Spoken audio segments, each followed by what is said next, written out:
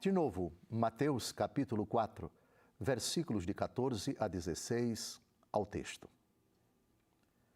Para que se cumprisse o que foi dito pelo profeta Isaías, terra de Zabulon e de Neftali, região vizinha ao mar, a terra além do Jordão, a Galileia dos gentios, este povo, que jazia nas trevas, viu resplandecer uma grande luz, e surgiu uma aurora para os que jaziam na região sombria da morte. O texto é inserido no contexto do versículo 13, que já comentamos em 4 programas, que diz que Jesus tomou a decisão de sair de Nazaré da Galileia para residir em Cafarnaum, também da Galileia, cidade não muito distante de Nazaré. São Mateus enxerga nisso o cumprimento dessa profecia de Isaías que acabamos de ler, de mencionar nesses 3 versículos. Vejamos agora na interpretação belíssima de Orígenes, um dos padres da igreja mais famosos, uma das inteligências mais brilhantes da igreja, que falava o grego, ele que viveu em Alexandria, no Egito. Com a palavra o grande, o magnífico Orígenes. Disse sombra da morte e não simplesmente morte, porque o pecado não pode destruir totalmente a alma, como a morte e o corpo, mas que leva uma sombra da morte. E uma luz brilhou significa que não surgiu para que a busquemos, mas que brilhou para aqueles que não estavam preparados. O povo que andava nas trevas, que jazia nas trevas, é a tradução que nós utilizamos aqui da Bíblia Ave Maria, mas há uma outra tradução também muito parecida, sinônimo, nós diríamos, o povo que estava sentado na região sombria da morte, ou sentado na sombra da morte. E isso tem um significado espiritual, segundo Orígenes.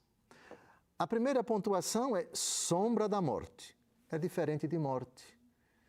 O pecado mortal tira a graça de Deus da vida de uma pessoa. Deixa uma pessoa não na morte eterna, mas na morte da alma, enquanto privada da graça de Deus. O pecado, por mais nefasta que seja a consequência, por mais terrível que seja o efeito que o pecado produz na nossa vida, ele não destrói a alma. O inferno é chamado no Apocalipse de morte eterna, ou segunda morte.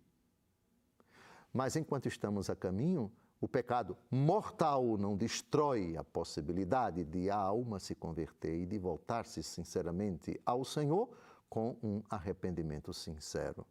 Sombra da morte. Jazer ou estar sentado na sombra da morte. É terrível, é drástica, é perigosa, é preocupante, é estarrecedora a condição de quem vive em pecado mortal. Mas, enquanto ele está a caminho, há esperança de mudança. Não é a segunda morte definitiva, que tem início e não terá fim após a morte e se estenderá por toda a eternidade. Depois, uma luz brilhou. Deus toma a iniciativa de ir ao encontro do homem que jaz na sombra da morte.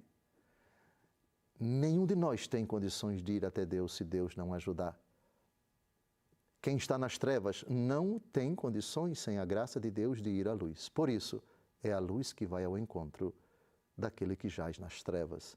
Cristo chegou para residir na Galileia dos gentios. A luz brilhou. Uma grande luz fulgurou ali onde só havia trevas. Mas não havia morte eterna. Havia sombra da morte. Ainda há chance. Cristo chegou. Tu tens a possibilidade, com a fé e com o batismo, e perseverando neles depois que os receberem e professarem, de viver na grande graça da luz.